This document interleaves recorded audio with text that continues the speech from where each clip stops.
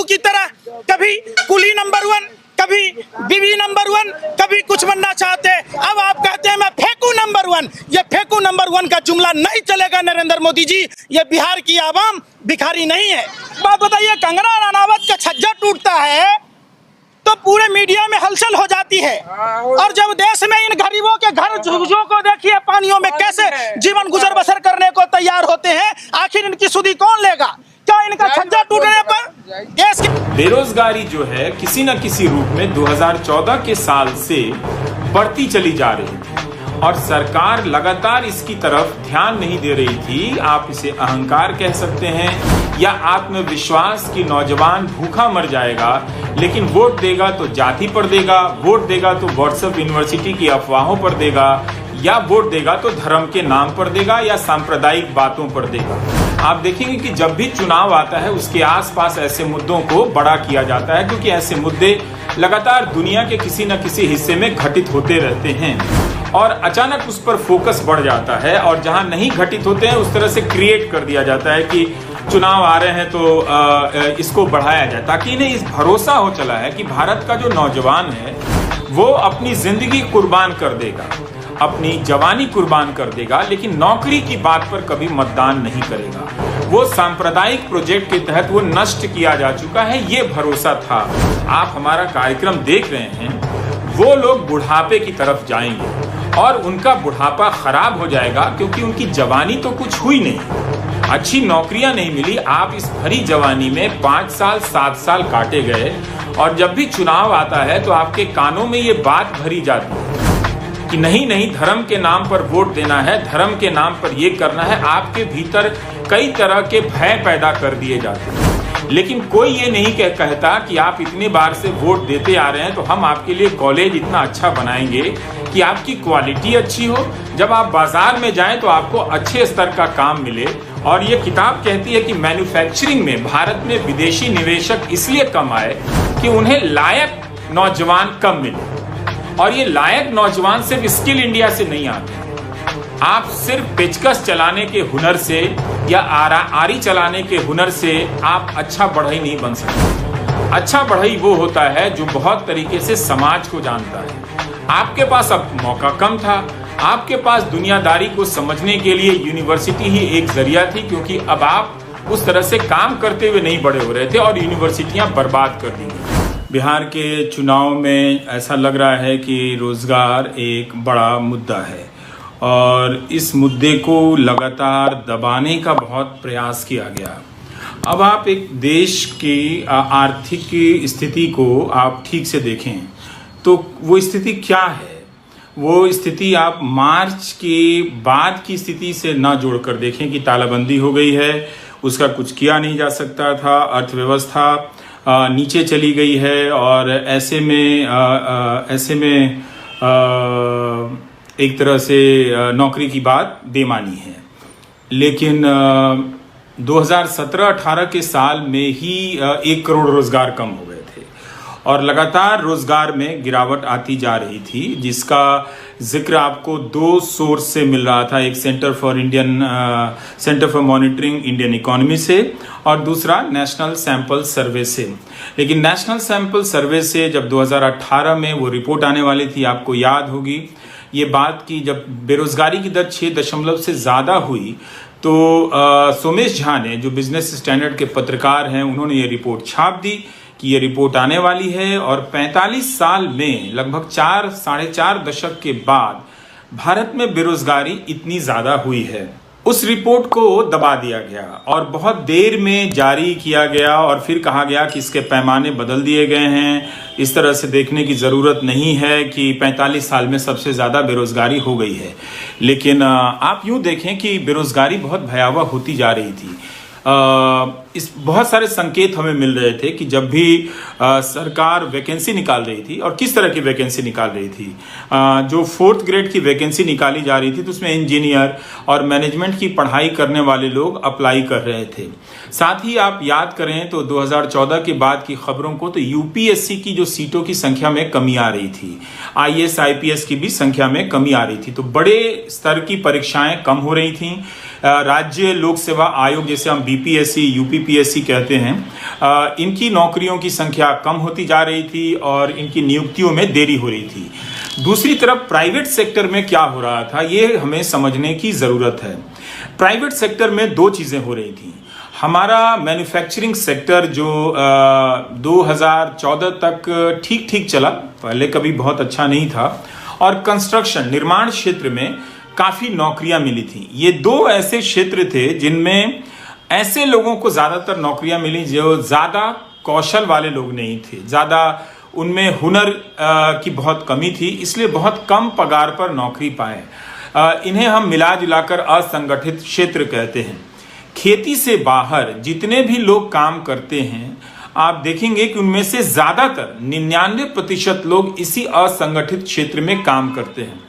असंगठित क्षेत्र में काम करने वाले ज्यादातर यानी 60% लोग ऐसे हैं जो स्वरोजगार में है। तो आप नारा मत दीजिए, ऐसे ही सारा देश जो है वो स्वरोजगार कर रहा है, वो अपना ही कारोबार कर रहा है, लेकिन उसकी कमाई बहुत कम है। 10,000 रुपए कमाता है महीने का या 15,000 कमाता है। तो आप सारे दुकानदारों को आप अरबपति ना समझ लें, आप अंबानी या अडानी ना समझ लें।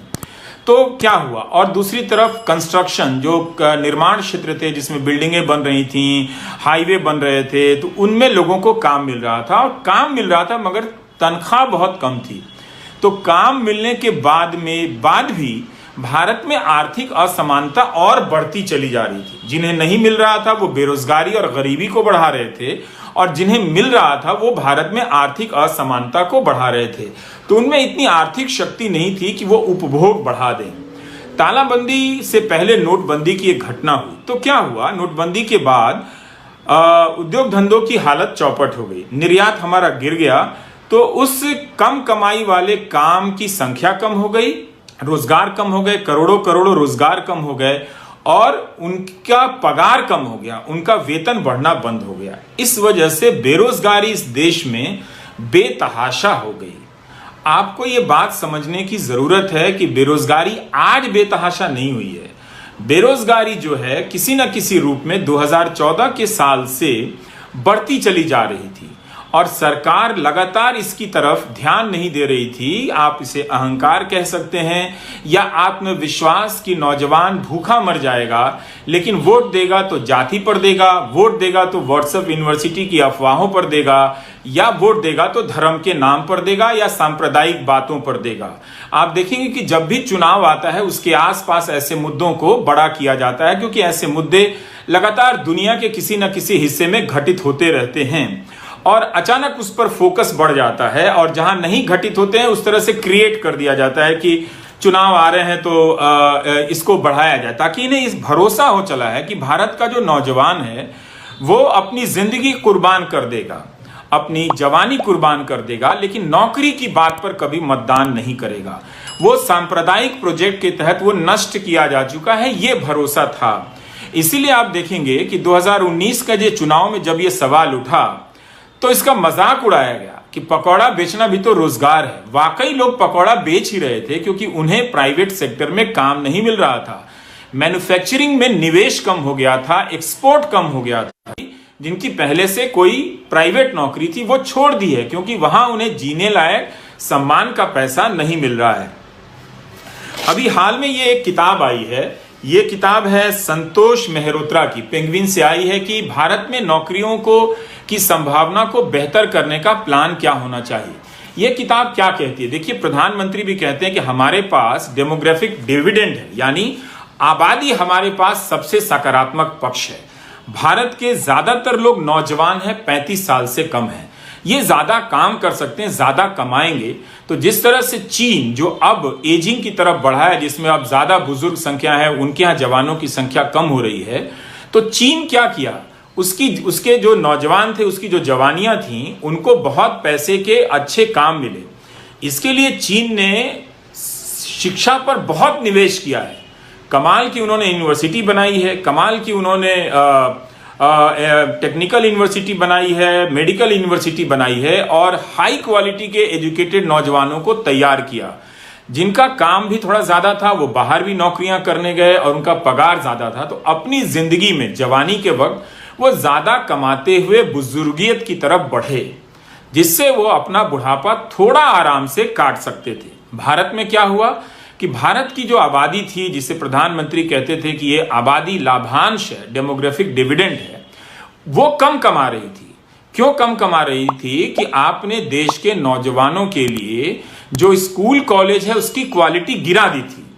बिहार सिर्फ इसका उदाहरण नहीं है, उत्तर प्रदेश भी है, आप देखें राजस्थान भी है, गुजरात जहां पर खुद प्रधानमंत्री का लंबा शासनकाल रहा है, एक ढंग की यूनिवर्सिटी जिलों में आप नहीं बता सकते हैं जो हाई क्वालिटी एजुकेशन देती हो, जो आप नौजवानों को बेहतर तरीके से आज की दुनिया के काम के हिसाब से तैयार करती हो। तो आपके साथ क्या धोखा हो रहा था? एक तरफ यूनिवर्सिटी का स्टैंडर्ड यानी उसका स्तर गिरा दिया जा रहा था, आप खराब क्वालिटी के नौजवान बनकर निकल रहे थे, और जब आप बाजार में जा रहे थे तो आपको कम वेतन दिया जा रहा था, यह एहसास करा के कि आप तो लायक है नहीं। नतीजा दूसरी तरफ से भी देखिए कि आप, जिनमें बहुत सारी संभावना है, अगर आपकी योग्यता को बेहतर बनाया गया होता तो आप काम करने के अनुभवों के साथ ज्यादा बड़ा कारोबार या ज्यादा बड़ी तरक्की हासिल कर सकते थे। उसके बाद भारत की जो नौजवान हैं, ये नौजवान जो इस वक्त आप हमारा कार्यक्रम देख रहे हैं, वो लोग बुढ़ापे की तरफ जाएंगे और उनका बुढ़ापा खराब हो जाएगा, क्योंकि उनकी जवानी तो कुछ हुई नहीं, अच्छी नौकरियां नहीं मिली। आप इस भरी जवानी में 5 साल 7 साल काटे गए, और जब भी चुनाव आता है तो आपके कानों में ये बात भरी जाती है कि नहीं नहीं, धर्म के नाम पर वोट देना है, धर्म के नाम पर ये करना है। आपके भीतर कई तरह के भय पैदा कर दिए जाते हैं, लेकिन कोई ये नहीं कहता कि आप इतने बार से वोट देते आ रहे हैं तो हम आपके लिए कॉलेज इतना अच्छा बनाएंगे कि आपकी क्वालिटी अच्छी हो, जब आप बाजार में जाएं तो आपको अच्छे स्तर का काम मिले। और ये किताब कहती है कि मैन्युफैक्चरिंग में भारत में विदेशी निवेशक इसलिए कम आए कि उन्हें लायक नौजवान कम मिले, और ये लायक नौजवान सिर्फ स्किल इंडिया से नहीं आते हैं। आप सिर्फ पेचकस चलाने के हुनर से या आरी चलाने के हुनर से आप अच्छा बढ़ई नहीं बन सकते। अच्छा बढ़ई वो होता है जो बहुत तरीके से समाज को जानता है। आपके पास अब मौका कम था, आपके पास दुनियादारी को समझने के लिए यूनिवर्सिटी ही एक जरिया थी, क्योंकि अब आप उस तरह से काम करते हुए नहीं बड़े हो रहे थे और यूनिवर्सिटियां बर्बाद कर दी गई। तो इसलिए आप बेरोजगार बनाए गए दो तरह से, कि आप लायक नहीं बनाए गए तो आपको काम नहीं मिला, और जिनको काम मिला उनको इतना कम मिला कि वो सिर्फ जी सकते थे, सिर्फ जी सकते थे। तो इसलिए वो रोजगार में भी गरीब होते हो, नौकरी पाते हुए भी वो गरीब हो रहे हैं, और जिनको नौकरी नहीं मिली वो तो गरीब हो ही रहे हैं। और ये आबादी 90% है। यहां से आप देखेंगे तो भारत में बेरोजगार नौजवानों की भीड़ बहुत ज्यादा है। इस भीड़ में दो तरह के लोग हैं, जिन्हें नौकरी नहीं मिली है और जिन्हें मिली है उनका पगार, उनका वेतन बहुत कम है। और इन दोनों सवालों को पिछले 6 साल में किनारे लगाया गया इस आत्मविश्वास के साथ कि भारत का युवा कुछ भी हो जाएगा, सांप्रदायिक और जातिवादी बातों के से अलग नहीं होगा। यह कमाल का आत्मविश्वास था, जो एक तरह से बिहार में भी कई लोग कह रहे हैं कि सही साबित हो सकता है कि नौजवान जानता है कि वो बेरोजगार है, जानता है कि वो नौकरी नहीं मिल रही है, लेकिन कभी पाकिस्तान, कभी धर्म, कभी संप्रदाय का चेहरा दिखाकर वो इनके बहकावे में आ रहा है। अगर प्रधानमंत्री 2019 में कहते कि हाँ ये एक बड़ी समस्या है और हम इस पर गंभीरता से आगे तक बढ़ रहे हैं, तो बाद में भी इस बात समझ में आती। लेकिन उन्होंने इस समस्या को स्वीकार नहीं किया, उसे माना नहीं कि नौजवान इस तरह से तकलीफ में है, बल्कि मजाक उड़ा दिया कि पकौड़ा बेचना भी तो रोजगार है। और एक तरह से वो सही साबित हुए, क्योंकि नौजवानों ने कहा कि पकौड़े की बात छोड़िए, पेट बाद में देखेंगे, देश पहले देखेंगे। तो दोस्तों बस इतना ही।